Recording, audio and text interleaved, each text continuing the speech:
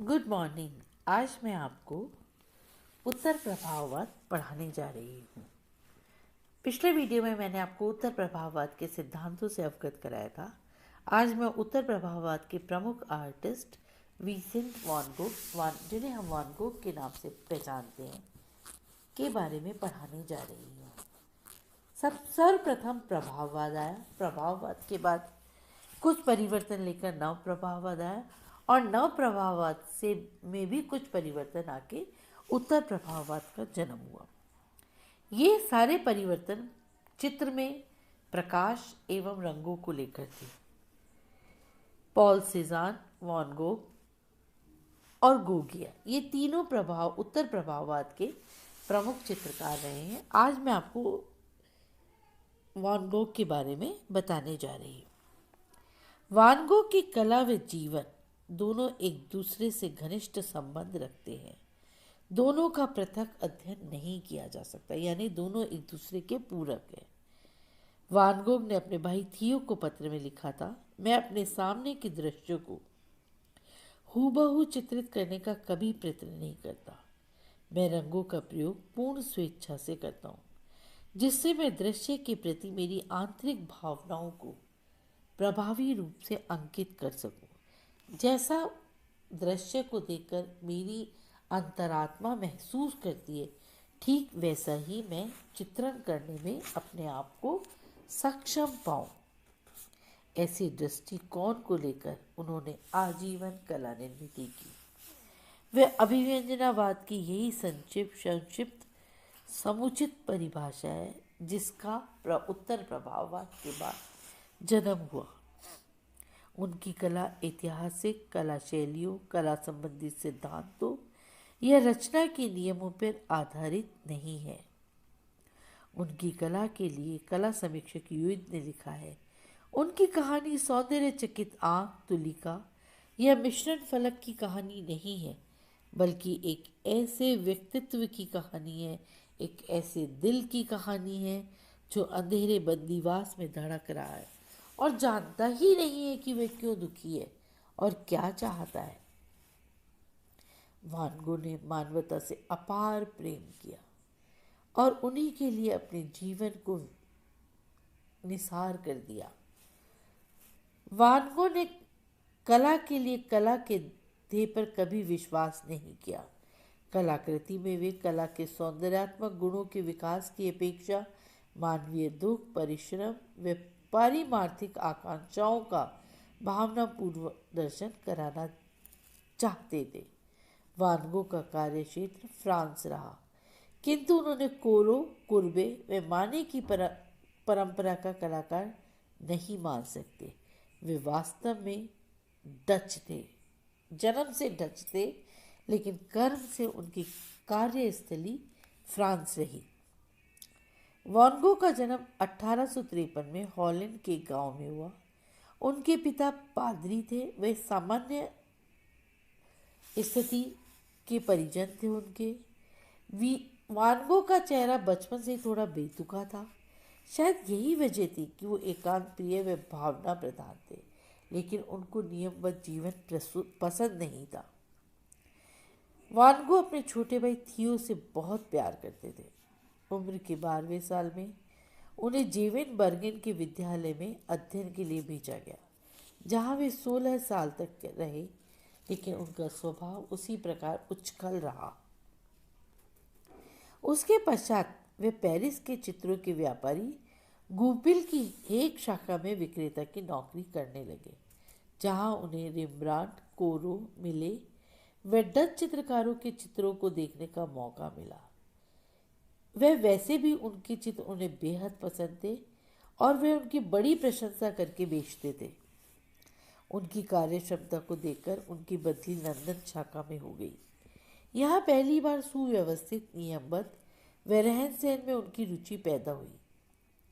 यहाँ वे अपनी मकान मालिक की लड़की उर्सुला से भी प्रेम कर रहे थे और विवाह की बात जब करने वो गए तो उन्होंने उसके पीछे जोर से दरवाजा बंद कर दिया। इससे उनकी मानसिक अवस्था पर फर्क पड़ा और वो जिस रुचि से पहले चित्र बेचते थे वह थोड़ी कम हो गई। उनको अब लंदन से हटाकर पेरिस की शाखा में नौकरी दे दी गई, लेकिन वे इस नौकरी से ऊब गए थे और त्यागपत्र देकर चले गए।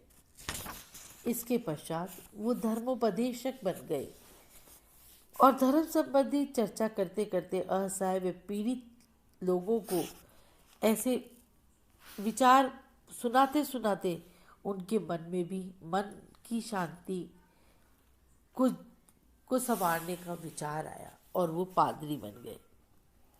लेकिन यहाँ पर भी वो धार्मिक पोशाक पहनकर ईश्वर भक्ति में तो व्यस्त रहते थे, किंतु फुर्सत में वे रेखा चित्र करते थे। हालांकि बहुत अधिक रुचि चित्रकला में नहीं हुई थी, लेकिन वे फिर भी धीरे धीरे धीरे धीरे चित्रकारी करने लगे। बोरीनाज में उनकी कला का सत्य अर्थ में प्रारंभ हुआ। वे गरीबों की सेवा करते, वे उनके परिश्रम व दुखी जीवन के चित्र खींचते। वे कहते थे ईसा सबसे महान चित्रकार थे। महात्मा गांधी ने भी ईसा को सर्वश्रेष्ठ कलाकार माना है। अब वान गो की धार्मिक आकांक्षाओं व कलात्मक सहज प्रवृत्ति के बीच द्वंद्व शुरू हुआ। उन्होंने अपने भाई थियो को लिखा, 5 साल से मैं इधर उधर घूम रहा हूँ। मैं चाहता हूँ मेरे जीवन का कुछ सदुपयोग हो। मेरे अंतर मन में कोई प्रेरणा मुझको परेशान कर रही है। मैं नहीं जानता कि वह क्या है। वे अपने भाई को पत्र लिख लिख कर अपनी मनोदशा से परिचित कराते रहते थे। एक बार उन्होंने दूसरे पत्र में लिखा, कुछ भी हो, मैं फिर हाथ में पेंसिल लेकर चित्रण करूंगा, जो मैंने एक दिन निराश होकर छोड़ दिया था। अब वान गो तपस्या पूर्वक जीवन का आरंभ हुआ। कला के अध्ययन के लिए वे हेग जाकर चित्रकार ऑटोन माओ, जो उनके रिश्तेदार थे, उनके पास 2 साल तक रहे। यहाँ के अध्ययन से न वे खुश थे न माओ। वे संग्रहालयों में जाकर रेम्ब्रांड के चित्रों का अध्ययन करते। अब वे चित्र के धार्मिक या सामाजिक महत्व के अतिरिक्त उसके कलात्मक गुणों की ओर भी ध्यान देने लगे। अपनी अल्प आमदनी से थियो उनके लिए जो कुछ पैसा भेजते, वह सारा पैसा वान गो चित्रकारी में लगा देते। सारा समय चित्रकारी में व्यस्त रहते। इस काल में उनके चित्र मिले के समान अंकन पद्धति में स्वच्छंद, सरल व प्रभाव में सामर्थ्यशाली रहे। 1880 से 1886 तक के चित्रों के विषय पूर्णतः मानवतावादी दृष्टिकोण लिए हुए हैं, जैसे खान या खेत के मजदूरों के कष्टमय जीवन, अनाथालय, गरीब बस्तियां एवं रास्ते जहाँ वो रहते थे, जिस स्थान पे वो रहते थे, वहाँ चारों तरफ जो मजदूर रहते थे, जैसा कच्ची बस्तियाँ टाइप जैसा वो जीवन व्यतीत कर रहे थे, उनके चित्र बना के उनकी मनोदशा को, उनकी मानसिक यात्रा को दूर करने का वान गो प्रयास कर रहे थे। वे कोयल या क्रेयॉन से रेखांकन करते व डच चित्रकारों के समान भूरे, काले एवं गहरे रंगों का अधिक प्रयोग करते, जिससे चित्र में दुख व निराशा के भाव प्रतीत होते। थियो उनको जो आर्थिक सहायता भेजते थे, उससे उनका खर्च नहीं चलता था, तो वे पास में मजदूरों में घूमते, उनके चित्रांकन बनाते और वहीं घास पर सो जाते। तो जो जिन लोगों के वे चित्र बनाते थे, वही उनको कुछ कुछ खाने को दे देते थे, उनके लिए कुछ व्यवस्थाएं कर दिया करते थे।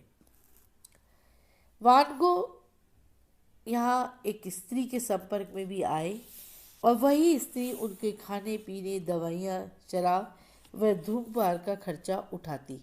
उस स्त्री के बारे में उनकी क्या धारणा थी, उनके निम्न वाक्य से स्पष्ट होता है, जो उन्होंने लेखक मिचेले से उद्धृत करके उस स्त्री के रेखांकन चित्र के नीचे लिखा, दुनिया में दुखी अकेली परित्यक्ताएं कैसी हो सकती है। जब थियो ने आकर वान गो के इस परिस्थिति से मुक्त किया और वे अपने पिता के पास उसे न्यूयेन में छोड़ आए। वान गो की कला के आरंभिक काल को, जो 1880 से 1886 रहा है, उसे हम डच काल कहते हैं। इस काल का उनका चित्र आलू भक्षी बहुत ही प्रसिद्ध रहा है। इस सामर्थ्यपूर्ण चित्र में डच कला के समान गहरे भूरे व हरे रंगों का प्राचुर्य है। इस चित्र के संबंध में वान गो ने थियो को पत्र में लिखा, मैंने इस चित्र द्वारा यह दिखाने का प्रयत्न किया है कि जो निर्धन लोग होते हैं वे दीपक के प्रकाश में हाथ डालकर आलू खा रहे हैं, यानी धरती में से खोद के आलू निकाल रहे हैं और वे उन्हें पका के खा रहे हैं या कच्चे ही खा रहे हैं। सुरक्षित लोगों से भिन्न रहन सहन का इसमें दर्शन है, और मैं नहीं सोचता कि हर दर्शक इसको पसंद करे। रूढ़िवत पद्धति से इस चित्र को चिकना व आकर्षक बनाना अयोग्य होगा। कृषक जीवन के चित्र को सुगंध की क्या आवश्यकता है? ऐसे चित्र में यदि धुएं, गोबर व खाद की गंध आती है तो यह बिल्कुल सही है। ऊबड़ खाबड़ मानव आकृतियां, वक्रतापूर्ण रेखांकन, जोशीला तूलिका संचार एवं वह हल्के व गहरे रंगों का विरोधी पूर्ण प्रयोग इस चित्र की सबसे बड़ी विशेषता है। अब मैं इसके आगे का आपको अगले वीडियो में पढ़ाऊंगी। धन्यवाद।